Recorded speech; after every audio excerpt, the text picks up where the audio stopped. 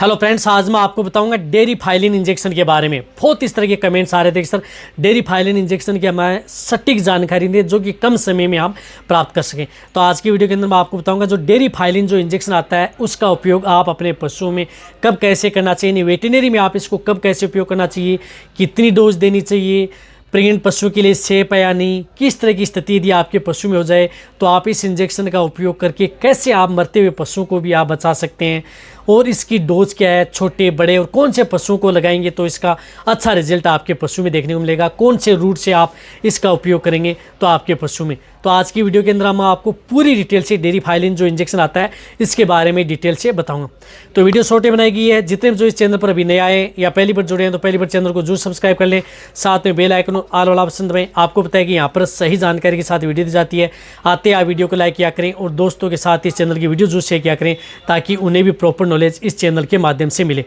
देखो, dairy phylline injection जो human category के अंदर ये इंजेक्शन आता है जो कि पशु में बहुत अच्छा ये रिजल्ट आपके पशु में देता है, क्योंकि इस इंजेक्शन के अंदर जिस प्रकार से साल्ट आते हैं, इटियोफाइलिन है, थियोफाइलिन है। इसके अंदर कौन से साल्ट आते हैं, इटियोफाइलिन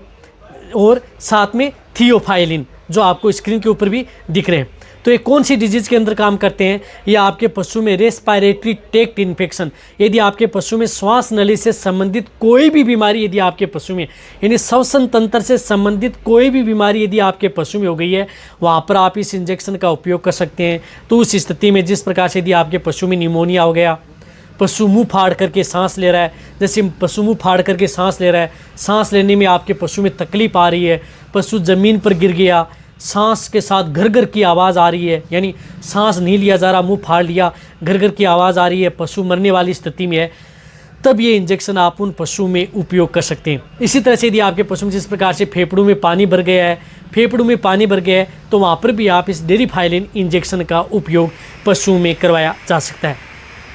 इसी तरह से श्वसन से संबंधित कोई तरह की दिक्कतें हैं, जिस प्रकार से बहुत इस तरह की जो बीमारियां होती हैं, उनमें भी आप इस इंजेक्शन का उपयोग आप उन पशु में करवाया जा सकता है। और बहुत अच्छा रिजल्ट आपके पशु में ये इंजेक्शन देता है। तो जिस प्रकार से श्वसन से संबंधित बीमारी जैसे गलघोटू हो गया, उसके अंदर भी कई बार पशु को सांस लेने में तकलीफ होती है, चोक हो जाता है पशु, तो वहाँ पर आप इस इंजेक्शन का उपयोग पशु में करवाया जा सकता है। इसी तरह से यदि कई तरह की जो डिजीज़ होती हैं जिसके अंदर पशु में सांस लेने में बहुत ज़्यादा तकलीफ होती है, या यदि आपको पशु में कई बार देखा होगा कि पशु हाँफना प्रारंभ कर देता है मुंह फाड़ करके, वहाँ पर भी आप इस इंजेक्शन का उपयोग करा सकते हैं। तो कहने का मतलब है कि आप इस इंजेक्शन का उपयोग यदि बेस्ट रिजल्ट लेना है तो सिर्फ और सिर्फ ये रेस्पिरेटरी ट्रैक्ट इन्फेक्शन, श्वसन तंत्र से संबंधित कोई भी बीमारी है या फेफड़ों से संबंधित कोई बीमारी यदि आपके पशु में हो गई है तो वहाँ पर आप इस इंजेक्शन का उपयोग करें। अब इस इंजेक्शन की डोज क्या है, तो इस इंजेक्शन की डोज जिस प्रकार से जो बड़े पशु हैं, गाय भैंस हैं, वहाँ पर आप इसको 10 ml यानी 10 ml